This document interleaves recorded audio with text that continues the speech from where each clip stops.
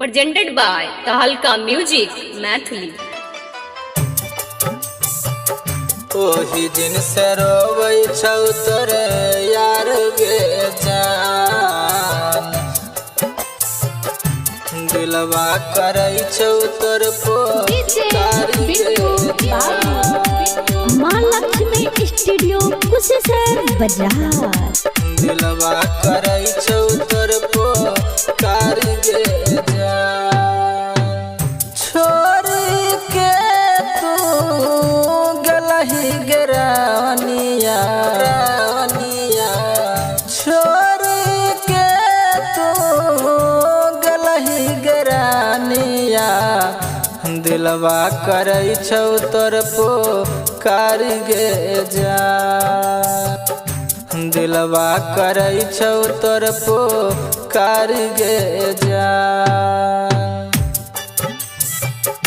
ओही दिन से रोबै छौ तोरे यार गे जान, दिलवा करै छौ तोर पुकार गे जान। माँ लक्ष्मी स्टूडियो कुशेश्वर बाजार, दिलवा करै छौ तोर पुकार गे जान। चल गलही जान जही दिन हमरा छोड़ के, रतिया बिताबै छियौ तारा गिन गिन के।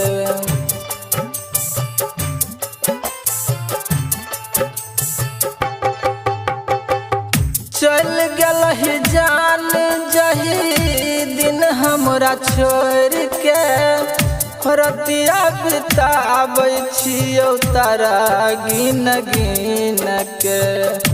दोसरा के संग जै दिन गेलही, ओही दिन से रोबै छौ तोर यार गे जान। दिलवा करै छौ तोर पुकार गे जान। ओही दिन से रोबै छौ तोर यार गे जान। दिलवा करै छौ तोर पुकार गे जान। मिक्स बाय राहुल बाबू, दिलवा करै छौ तोर पुकार गे जान। हमरा के दिलवा के अरमान रही, अभियो के जान हमरा सच सच कही।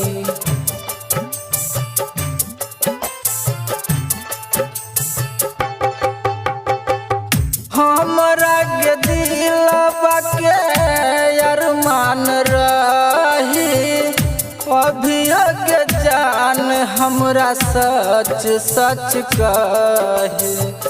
राजबाल राज के जान तू रही, दिलवा करै छौ तोर पुकार गे जान। दिलवा करै छौ तोर पुकार गे जान।